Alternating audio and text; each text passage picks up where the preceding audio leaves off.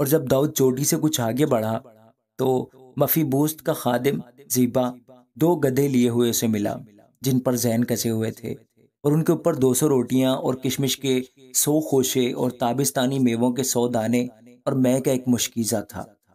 और बादशाह ने ज़ेबा से कहा, इनसे तेरा क्या मतलब है?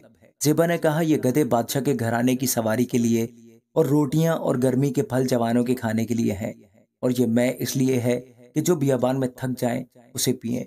और बादशाह ने पूछा, तेरे आका का बेटा कहाँ है? ज़ीबा ने बादशाह से कहा, देख वो यरूशलेम में रह गया है, क्योंकि उसने कहा कि आज इसराइल का घराना मेरे बाप की ममलिकत मुझे फेर देगा। तब बादशाह ने ज़ेबा से कहा, देख जो कुछ मफीबोस्त का है वो सब तेरा होगा। तब ज़ेबा ने कहा, मैं सजदा करता हूँ, ऐ मेरे मालिक बादशाह, तेरे करम की नज़र मुझ पर रहे। जब दाऊद बादशाह बहूरीम पहुंचा तो वहां से साउल के घराने के लोगों में से एक शख्स जिसका नाम समई बिन जीरा था निकला और लानत करता हुआ आया, और उसने दाऊद पर और दाऊद बादशाह के सब खादिमों पर पत्थर फेंके। सब लोग और सब सूरमा उसके दाहिने और बाएं हाथ थे, और समई लानत करते हुए यूं कहता था, दूर हो, दूर हो, ए खूनी आदमी, ए खबीस। खुदावंद ने साउल के घराने के सब खून को जिसके एवज तू बादशाह हुआ तेरे ही ऊपर लुटाया, और खुदावंद ने सल्तनत तेरे बेटे अबीशलूम के हाथ में दे दी है। और देख तू अपनी ही शरारत में खुद आप फंस गया है, इसलिए कि तू खूनी आदमी है। तब जरूया के बेटे अबीशे ने बादशाह से कहा, यह मरा हुआ कुत्ता मेरे मालिक बादशाह पर क्यों लानत करे? मुझको जरा उधर जाने दे कि मैं उसका सर उड़ा दूं। बादशाह ने कहा, ए जरूया के बेटो, मुझे तुमसे क्या काम? वो जो लानत कर रहा है और खुदावंद ने उससे कहा है कि दाऊद पर लानत कर, सो कौन कह सकता है कि तूने क्यों ऐसा किया? और दाऊद ने अबीशे से और अपने सब खादिमों से कहा, देखो मेरा बेटा ही जो मेरे सुल्ब से पैदा हुआ मेरी जान का तालिब है। बस अब ये बिन्यामीनी कितना ज्यादा ऐसा ना करे, उसे छोड़ दो और लानत करने दो, क्योंकि खुदावंद ने उसे हुक्म दिया है।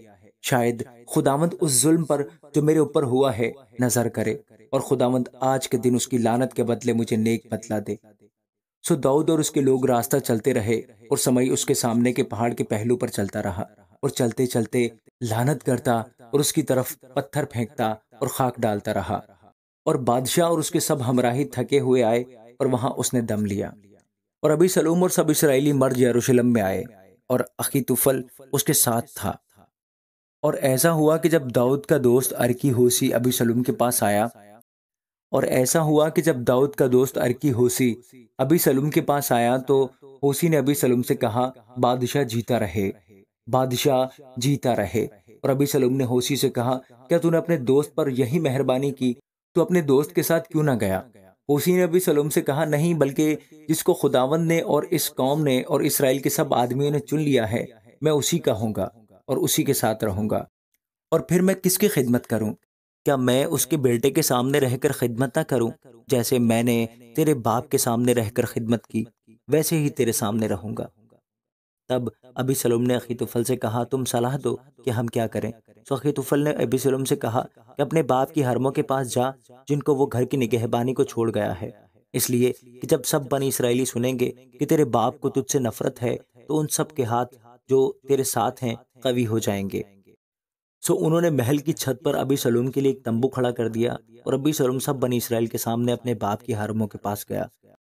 और अखीतुफल की मशवरत जो उन दिनों होती वो ऐसी समझी जाती थी कि गोया खुदा के कलाम से आदमी ने बात पूछ ली। यूं अखीतुफल की मशवरत दाऊद और अबी सलूम की खिदमत में ऐसी ही होती थी। आमीन।